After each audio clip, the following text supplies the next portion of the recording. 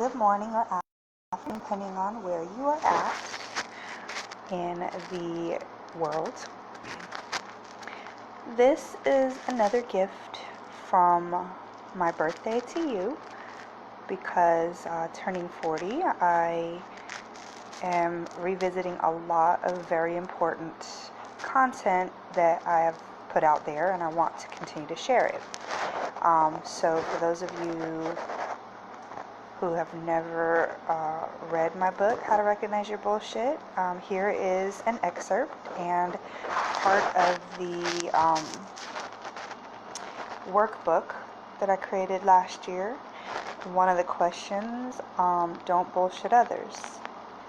In what ways have you put your own needs aside to take care of others who couldn't reciprocate?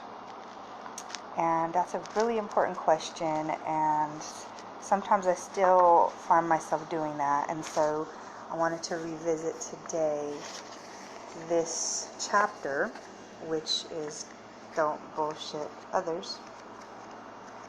Your most important relationship is you.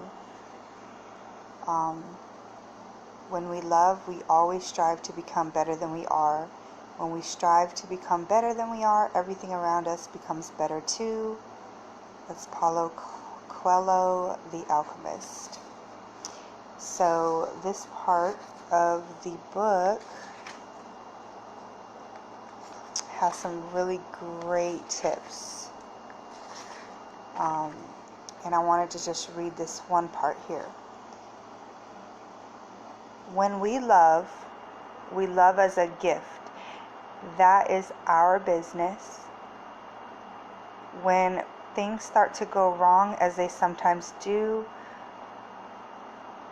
our business is to learn from them, to learn about ourselves, love ourselves, continue to love the other person, find ways to help heal, and to be a friend. We get stuck trying to figure out why another person is the way they are, and forget that the most important person to figure out is within. Many folks spend decades of their life trying to control their partner, and they thrive off of this because it's what they both think is love. This usually works for people, but it destroys them inside and affects their families as well. I'm a product of this type of love because I saw it growing up. It's taken my whole life to realize that my bullshit was given to me as a gift by examples from loving and caring people.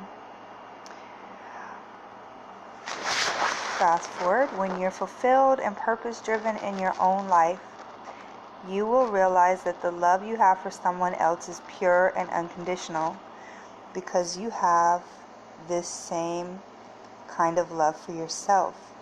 By discovering what brings you joy and happiness, you don't have to depend on anyone else to do that for you. It's not so much about surface happiness, but a deep joy of knowing that you are accomplishing what is in your heart and soul is being called to do. You have to get from behind yourself, get from behind your laptop, get from behind your phone, and get into action. We are here to help lift each other up and inspire one another, but until you know your own purpose and get busy fulfilling your potential, you cannot have expectations of others that overshadow your own. So hopefully that helps. Yes, Janelle. Hello, Scott. This book is already published. I published it 2 years ago. In the book, I talk about how there is a blessing in every crisis, and that is you. Self-care and healing is your most important job. How to accept and see people for exactly who they are. Expectations are distractions that are rooted in bullshit. And you have an extraordinary calling that's real and attainable. So, it's good to revisit this. And also the workbook. Hey, Brandy. We can do a lot of work. Hello from a very tired person that's still out here trying to get up and read and be productive. we can work a lot on a lot of areas of our lives, and sometimes the most challenging is our relationship with other people. And it's okay to be vulnerable. It's okay to make mistakes. It's definitely okay to cry and be seen, but at the end of the day, just know and own that that's your pain, that's your process, and this is your journey. And anything you're feeling, you have to let it go. You can't attach it to another person, blame it on another person. All you can do is just have grace for yourself and others, because we're all just learning and growing. And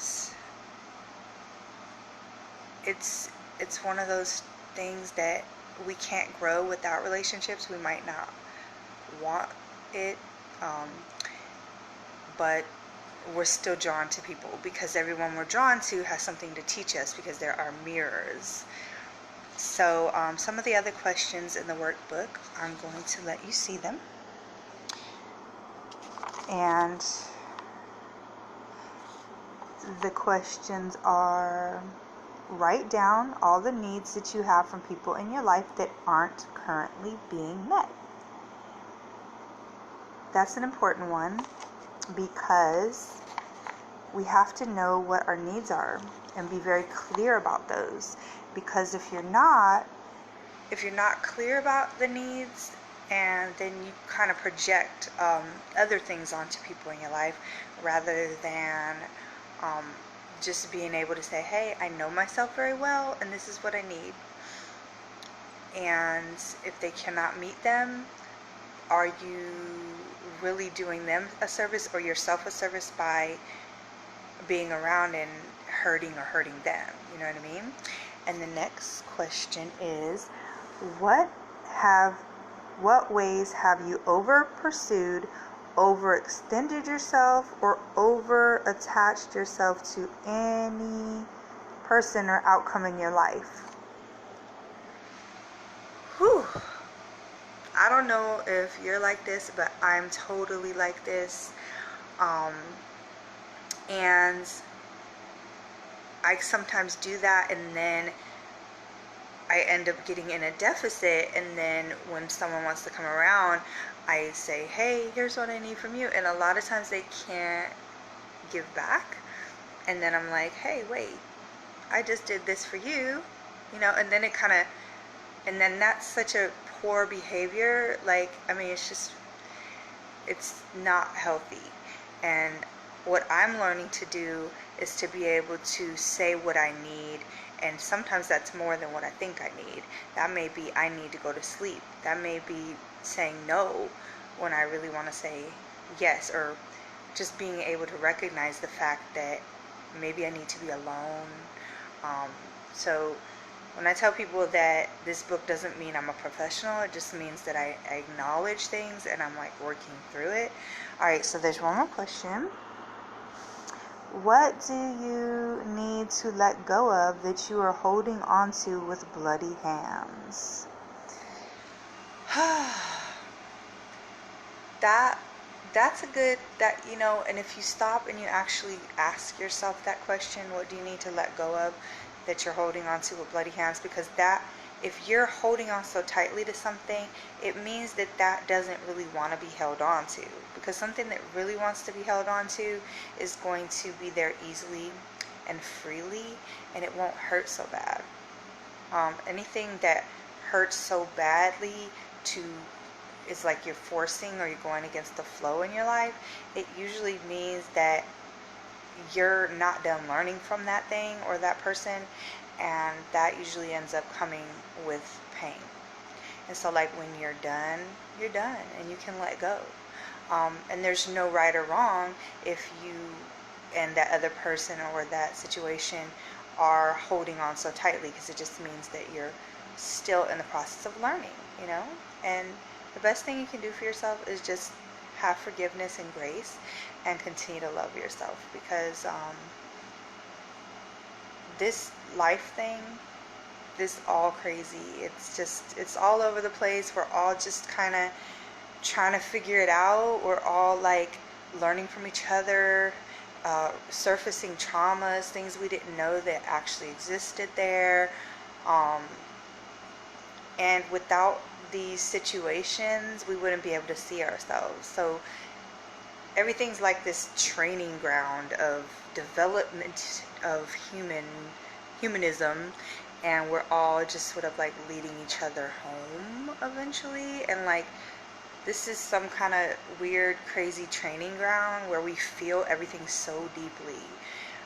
And so with that, the best thing you can do is just like really truly love yourself and trust and know that if you could do better, you would. If that person could do better, they would. Um, and then just from that consciousness, just continue to elevate. So hopefully this helped. Again, I have this book for sale, and currently I am selling them.